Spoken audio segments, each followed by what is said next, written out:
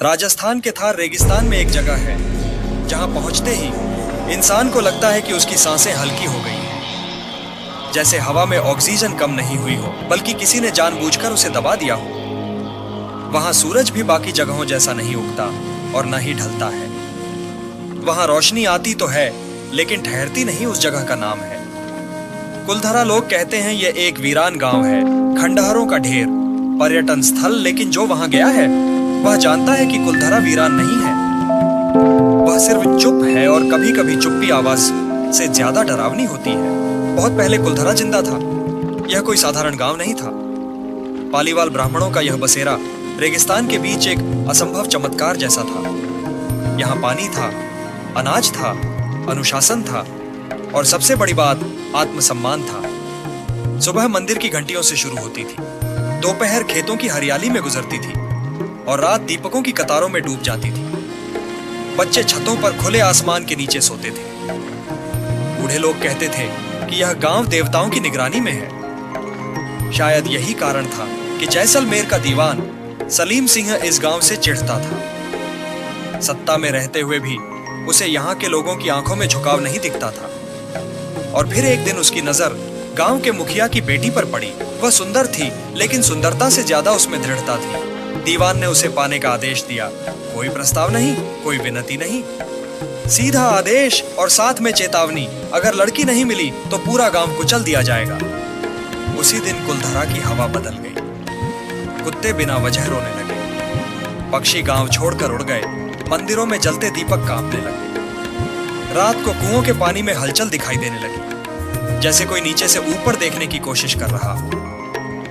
बुजुर्गों की सभा हुई, कोई चिल्लाया नहीं, कोई टूटा नहीं। सिर्फ एक निर्णय लिया गया, हम यहां नहीं रहेंगे। लेकिन यह भागना नहीं था, यह एक ऐसा त्याग था जिसमें सब कुछ छोड़ना था। सिवाय आत्मसम्मान की अमावस्या की वह रात आई और वह रात आज भी खत्म नहीं हुई है। आसमान पूरी तरह काला था, तारे गायब थे, हवा रुकी हुई थी जैसे समय ने सांस रोक रखी हो। एक एक करके हर घर का दरवाजा खुला। लोग चुपचाप बाहर निकले, बच्चों के मुंह ढंके गए ताकि रोने की आवाज ना निकले। किसी ने पीछे मुड़कर नहीं देखा, क्योंकि सब जानते थे जो पीछे देखेगा वह यहीं रह जाएगा। गांव की सीमा पर पहुंचकर मुखिया रुका। उसने धरती पर हाथ रखा। उस पल जमीन हल्की सी कांपी और उसने कहा, जो यहां लालच लेकर आएगा उसे चैन नहीं मिलेगा, जो यहां रुकेगा वह पूरा वापस नहीं जाएगा।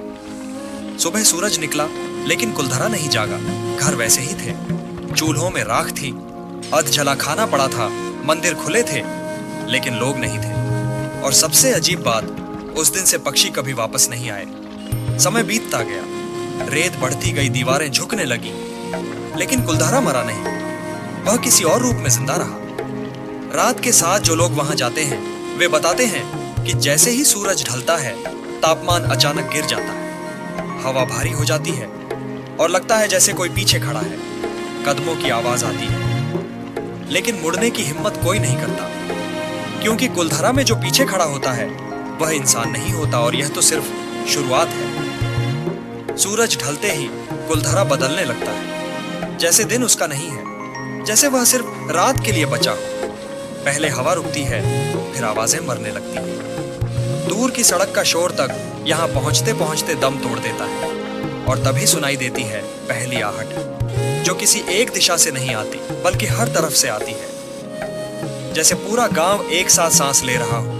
जो लोग पहली बार आते हैं वे इसे वहम समझते हैं, लेकिन जो दोबारा आते हैं वे जानते हैं कि यह स्वागत है। पत्थर की दीवारों पर उंगलियों के घिसटने की आवाज आती है, बंद घरों के अंदर से बर्तनों के खड़कने की हल्की सी ध्वनि, जैसे कोई रोजमर्रा का काम अब भी कर रहा हो। मंदिर की सीढ़ियों पर अचानक पैरों के निशान उभर आते हैं, लेकिन कुछ सेकंड में रेत उन्हें निगल लेती है और तभी सबसे खतरनाक चीज होती है नाम की पुकार। कोई धीमी आवाज में तुम्हारा नाम लेता है। वह आवाज न डरावनी होती है, न ऊंची, बल्कि इतनी अपनत्व भरी कि मन पलटकर देखने को मजबूर हो जाए। और कुलधरा जानता है कि जिस दिन कोई पलटकर देख लेगा उस दिन वह यहां का हो जाएगा। कई लोगों ने बताया है कि उन्हें अपने बचपन की खुशबू आई, किसी को मां की आवाज सुनाई दी, किसी को अपना खोया हुआ प्रेम। और यही चाल है, क्योंकि कुलधरा डर से नहीं, यादों से पकड़ता है।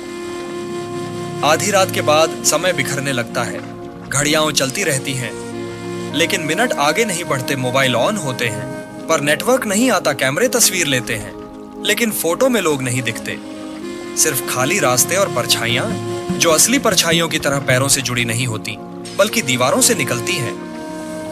कुछ लोग दावा करते हैं कि उन्होंने गांव के बीच चलते हुए बच्चों को देखा जो खेल रहे थे, हंस रहे थे, लेकिन उनके पैर जमीन को छू नहीं रहे थे। और सबसे डरावनी बात यह कि वे बच्चों को पहचानते थे, वे उनके अपने थे जो कभी पैदा ही नहीं हुए थे।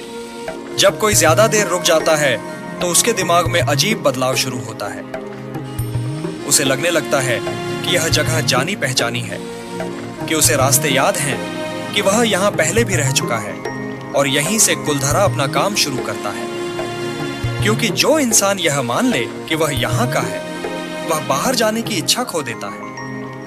और सुबह जब सूरज निकलता है तो कुछ लोग अपने साथ आए लोगों को गिनते हैं और पाते हैं कि कोई एक कम है, लेकिन कोई शोर नहीं मचता, क्योंकि कुलधरा में गायब होने से पहले इंसान यादों से मिटता है। और यही कारण है कि कई लोग लौटकर कभी कुछ बताते ही नहीं, क्योंकि वे खुद नहीं जानते कि वे वहां से पूरे लौटे भी हैं या नहीं। रात गहराने के साथ कुलधरा सिर्फ आवाजें नहीं बदलता, वह इंसान के भीतर की परतें खोलने लगता है। जो लोग यहाँ रुकते हैं वे बताते हैं कि सबसे पहले उन्हें अपनी यादों पर शक होने लगता है। उन्हें याद नहीं रहता कि वे यहाँ क्यों आए थे, किसके साथ आए थे। और सबसे खतरनाक बात यह है कि उन्हें जाने की जल्दी महसूस नहीं होती, जैसे कोई अदृश्य हाथ कंधे पर रखकर कह रहा हो, अब भी नहीं, यहीं बैठो इस गांव की गलियों में चलते हुए। कई बार ऐसा लगता है जैसे सामने से कोई आ रहा है, लेकिन जब पास पहुंचो तो वह हवा में घुल जाता है। कुछ घरों के अंदर से दीपक जलने की गंध आती है, जबकि वहां सदियों से आग नहीं जली। मंदिर के गर्भगृह के पास खड़े होकर कई लोगों ने महसूस किया है कि किसी ने उनके कान के पास बहुत धीमे से कहा है, तुम देर से आए हो।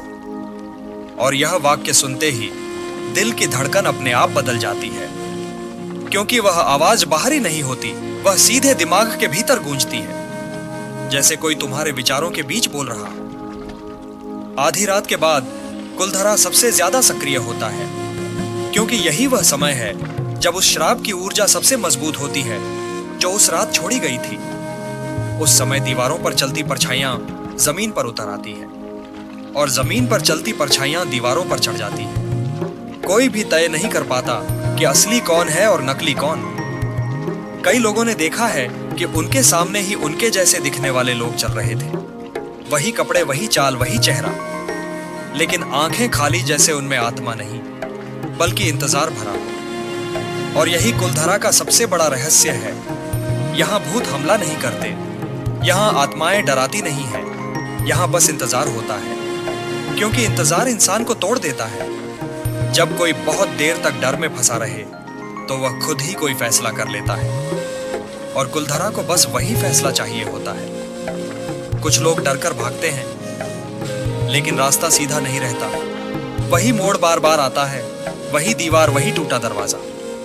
और तब समझ आता है कि कुलधरा बाहर जाने का रास्ता नहीं देता, वह सिर्फ थकने का समय देता है। और जब इंसान थक जाता है तब वह बैठ जाता है, और जो बैठ गया वह खड़ा नहीं होता, क्योंकि कुलधरा में बैठना हार मानना है, और हार मानते ही इंसान उस रात का हिस्सा बन जाता है। अगली बार जब कोई आएगा तो वही इंसान साए की तरह उसका स्वागत करेगा, उसके पीछे चलेगा, उसका नाम पुकारेगा और उसे भी यही रोकने की कोशिश करेगा, क्योंकि कुलधरा अकेला नहीं रहना चाहता। और शायद यही कारण है कि यह गांव कभी खाली नहीं होता। सुबह होने से ठीक पहले कुलधरा सबसे खामोश होता है, और यही वह समय है जब वह अपना आखिरी खेल खेलता है, क्योंकि यहां रात डराती है लेकिन सुबह छीन लेती है। इस समय गांव में अचानक सब कुछ सामान्य लगने लगता है। हवा चलने लगती है, पक्षियों की हल्की आवाज का भ्रम होता है, और इंसान को लगता है कि वह बच गया है। लेकिन यही सबसे बड़ा धोखा है, क्योंकि जैसे ही उम्मीद जन्म लेती है, कुलधरा किसी एक को चुन लेता है, चुना गया। इंसान खुद नहीं जानता कि उसे चुना गया है, वह बस थोड़ा धीमा हो जाता है, थोड़ा पीछे रह जाता है, उसके कदम भारी लगने लगते हैं और बाकी लोग आगे बढ़ते जाते हैं। जब वे सीमा रेखा पार करते हैं तो पीछे मुड़कर देखते हैं और पाते हैं कि वह व्यक्ति उनके साथ था ही नहीं। और यही कारण है कि कोई चीखता नहीं, कोई सवाल नहीं करता, क्योंकि कुलधरा यादों को इस तरह मोड़ देता है कि खाली जगह महसूस ही नहीं होती, लेकिन उस चुने गए इंसान के लिए सब कुछ शुरू होता है। उसे अचानक अपने आसपास घर भरे हुए लगते हैं, चूल्हों में आग जल रही होती है, बच्चों की हंसी गूंज रही होती है और उसे लगता है कि यही उसकी जिंदगी है, यही उसका गांव, यही उसका घर। और धीरे धीरे उसका असली नाम मिटने लगता है। उसकी जगह कोई पुराना नाम ले लेता है, वही नाम जो उस रात छोड़ा गया था। वह भूत नहीं बनता, वह बस एक इंतजार बन जाता है, वही इंतजार जो अगली अमावस्या पर किसी और को बुलाएगा। क्योंकि कुलधरा आत्माएं नहीं बनाता, वह कमी बनाता है, खालीपन बनाता है। और जब कोई बाहर की दुनिया में किसी को याद करता है और उसे लगता है कि कुछ मिसिंग है, लेकिन समझ नहीं आता क्या, तो समझ लेना कि कुलधरा ने अपना हिस्सा ले लिया है। और सबसे डरावनी बात यह है कि कुलधरा को जाने के लिए शरीर नहीं चाहिए, उसे बस तुम्हारी मौजूदगी की आदत चाहिए। इसलिए अगर तुम कभी इस कहानी को सुनते हुए अचानक रुक जाओ और लगे कि कोई तुम्हारा नाम बहुत पास से पुकार रहा है, तो पलटना मत, क्योंकि कुलधरा सुनता है। और जो पलट गया वह कहानी का हिस्सा नहीं रहता, वह कहानी बन जाता है।